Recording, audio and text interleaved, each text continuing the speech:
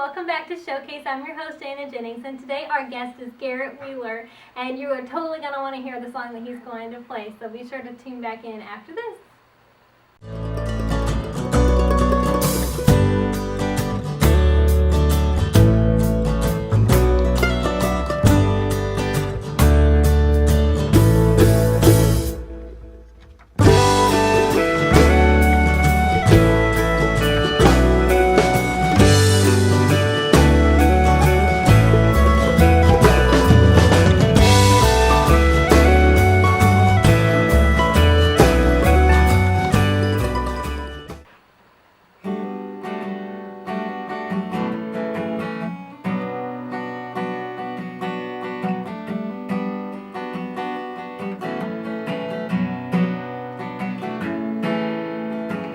You stole my heart, my heart, my heart, and we must come together. My love like a close-up flame, a flame, burning higher. Say you love me and I'm yours. Oh, it's your reflection all you can see.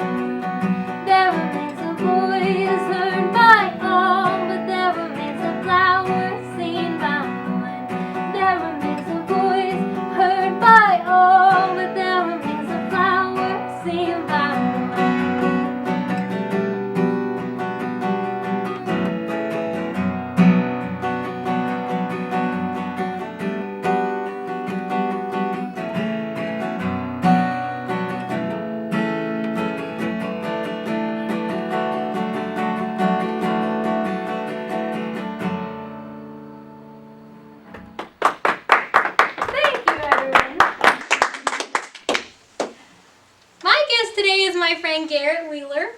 He has a new album coming out and he's going to tell us what we can expect to hear on that album. He's also a rock and roll singer, classic country singer, like you do it all. Somewhere in there. I try and mix it up. It's all over the place. When did you start performing live? Oh, I started performing live. It was, we were talking about it 2 years ago as of December. I started playing when I was 15 years old at the American Legion right down the street, and I've just been taking that ever since. That's okay. So since then, like after you started performing, now you've been performing all over. You know, like you travel a lot. You're in different states all the time. So do you find that whenever you're performing, that your age helps or limits you in any way?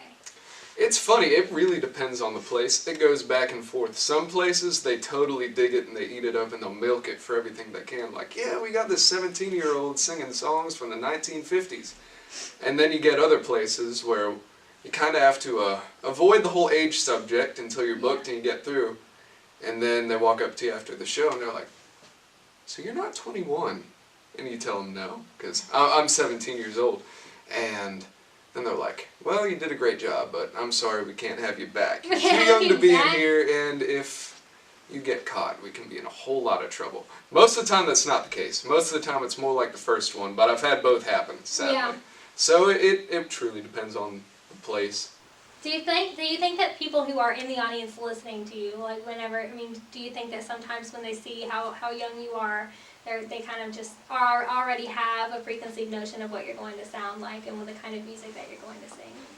Oh yes, all the time. It's very funny, especially playing in smaller bars where people are just expecting to hear, like, you know, the old classics and stuff. A lot of which I do.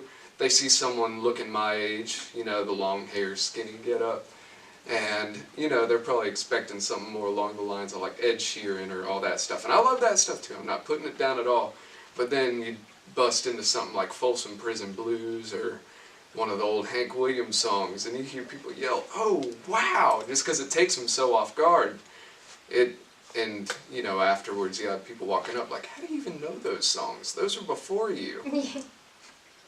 Oh, so you go to Jan Smith, and that's how I met him. I met him at Eddie's Attic in Atlanta, and you've been going to Diane for how long? Diane Sharp. I've been seeing her for the past year now. Yeah, it's been about a year. She's been awesome. I started seeing her after I put out 2 singles back in 2017, I think, somewhere around there. And after that, I wanted to start working on an EP, and my old producers, they're like, yeah, you got a great voice, but you should really work on bettering it before the album, you know, just trying to help me. And I was like, yeah, of course, okay.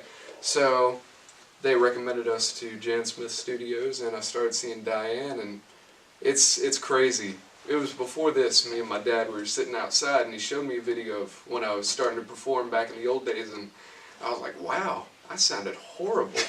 And I bet you didn't sound horrible. It wasn't awful, but it was just crazy seeing, like, it was a very dramatic shift on what I could and could not do and how I sounded. She has worked wonders, absolute wonders. I don't know the kind of magic she's done, but whatever she's done over the past year, it's worked so much. It's amazing to hear a recording of when you started singing, and I feel this way too. Like when I'm listening to something of when I first started singing, and then listen now, I'm like, wow, that is such a huge difference. And I think there's always more to learn and so much room for you to grow musically and vocally.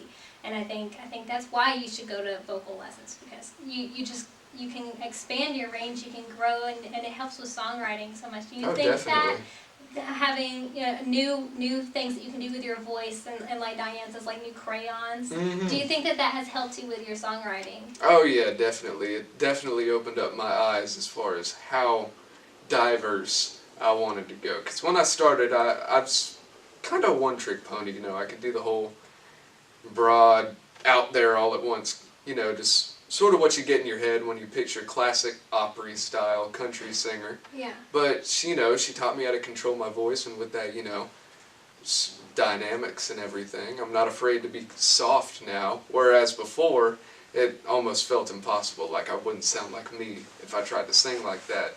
And because of that, it's totally opened up the horizons as to how I'm writing and where I take things that I do write.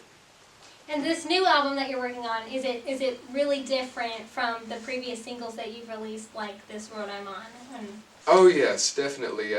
I'm actually recording this album at a new studio. I put out those singles, we recorded them with awesome people at Living Oak Studio. They're based out of Ackworth, Georgia. But this new album, none of it was really that intentional, but it's a whole lot more rock and roll sounding almost. But at the same time, there are a lot of really soft and sad tracks, like not too sad, but like I said, it's all part of that varying scale of just what I'm comfortable doing. Learning new things, and then you can make your voice do different things so that your songs all sound different. Oh, definitely. It's not a one type of sound. Like you can expand your sounds. And I've listened to some tracks. I got to listen to some of the tracks from his album, and I think that they're all so diverse, because you've got a track that's totally loud, and then you've got one that's really quiet, and I think that's a whole flow through the album. It's just really cool. Yeah, that's not one thing. That's another awesome thing. Donnie Hammonds, he's the one producing my new record, and he is so awesome with just allowing so much freedom in the creative process. Like, he's not so much saying, like, oh, the album has to have this sound and we're going to do this. He's very much, you want to make this one quiet? We'll keep it bare bones, just a guitar and you singing, or, he's not afraid to build it up and make it rock and roll too. He has been such an instrument in the creative process for this. So do any of the songs on your new album have any hidden meanings or certain themes and topics that you talk about? As far as hidden meanings, probably not. My style of writing is very, very blunt, I guess is a good word for it. I've never been good at making things sound too pretty, so I just kind of stick with what comes first. So if there are any hidden meanings, which there probably are deep in there, none of them were intentional. I wouldn't be surprised if someone found something and I'd be like, yeah, that actually sounds about right. That's probably what I was thinking, but if there are, I have no clue. Not yet, at least. Where they are. Somebody has to tell you where your hidden meanings are in your songs.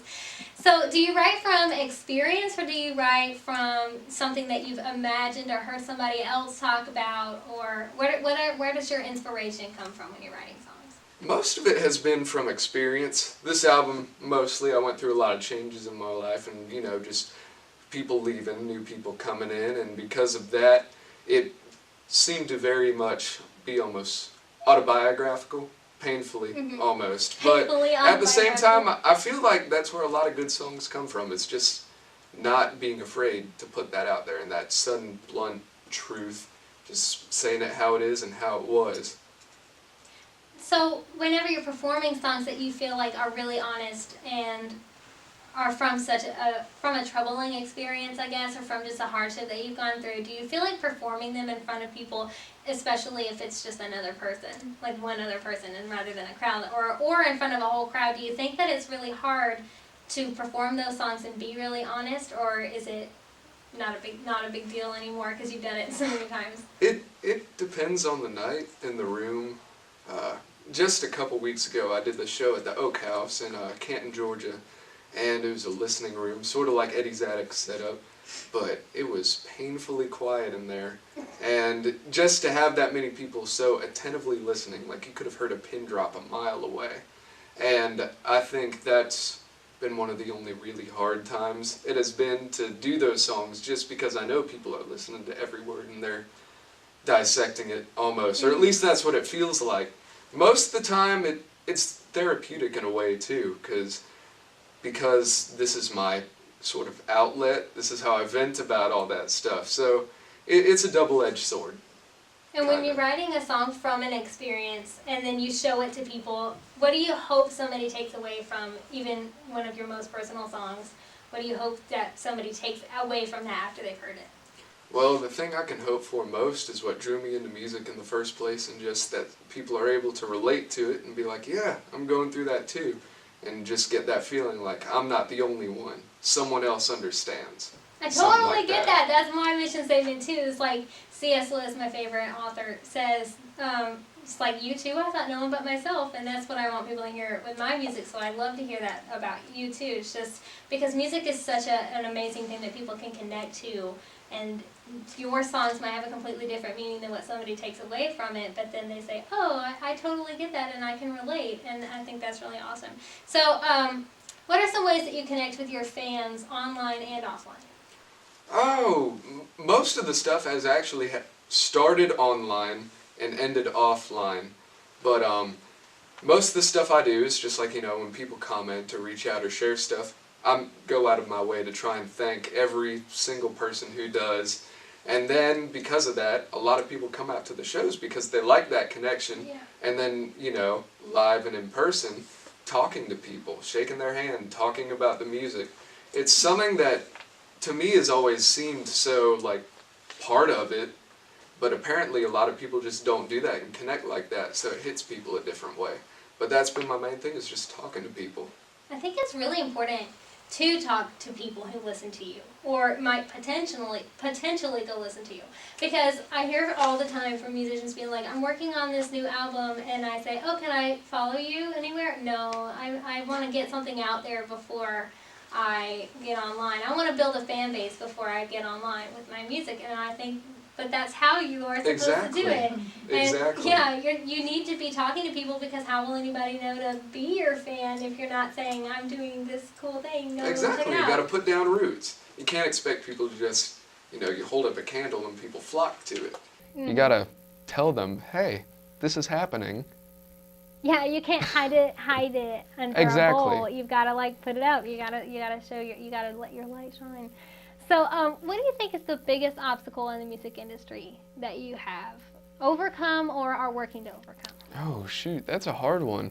As far as the industry goes, I feel like I'm far enough on the outskirts of all the big systems. Mm-hmm. I've been able to avoid pretty much all of them, aside from my age being a big part of it, just, finding and playing venues. Most of my work I've done live, but, well, actually this year is kind of the exception with that, because I've been in the studio so much. But I feel like one of the main underlying things that might be hard to overcome in the future is that I'm seeing a change in it already, just with what's being played on the radio. But it feels like today, with popular music, it's all very systematic and very processed. And because of the sound of underground artists, I've realized most of us try and keep it pretty raw. Yes. So I feel like trying to bridge the gap between the people who listen to all the mainstream stuff and all the studios there, along with the artists like us, keep it raw, bare bones, everything. I feel like trying to find some middle ground in that is going to be the biggest obstacle to overcome in the future. Not so much saying one is better than the other, but just trying to find more in the middle. So on this new album, we have a song called Lily, and I know because I sing harmonies on it. So you want to sing it now? I'd love that. That sounds awesome. Let's do it. Yay!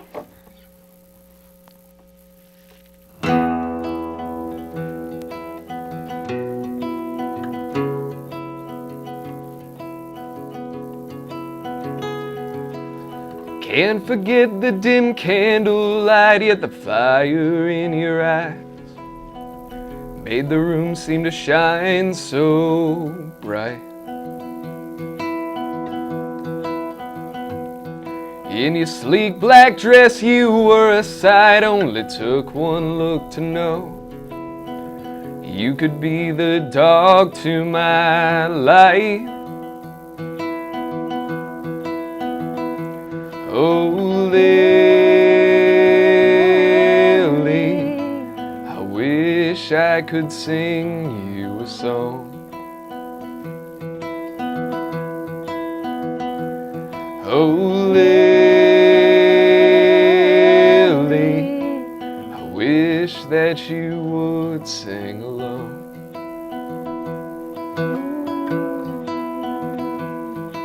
Sweet 16 in an old ballroom, the curls twirling through your hair. You stole my heart when you hit the stairs. I was young, had no clue what to do, so I gently took your hand and I asked for a dance or two. Oh, Lily, I wish I could sing you a song. Oh, Lily, I wish that you would sing along.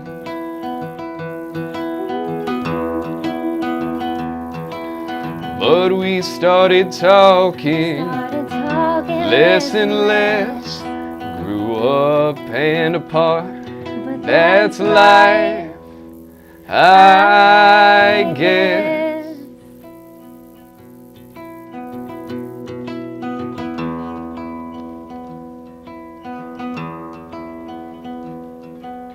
Years have passed since I left that night and I let you slip away. Now things ain't the same. There's nothing I wouldn't do if I could have that slow dance with you. Oh, Lily, I wish I could sing you a song.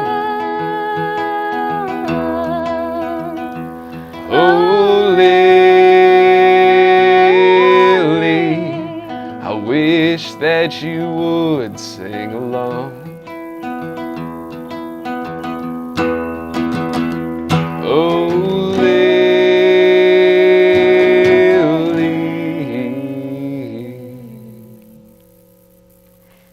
Thank y'all for watching Showcase. I'll see you next time. Bye. thank you for having me. Thank you, Garrett, for coming.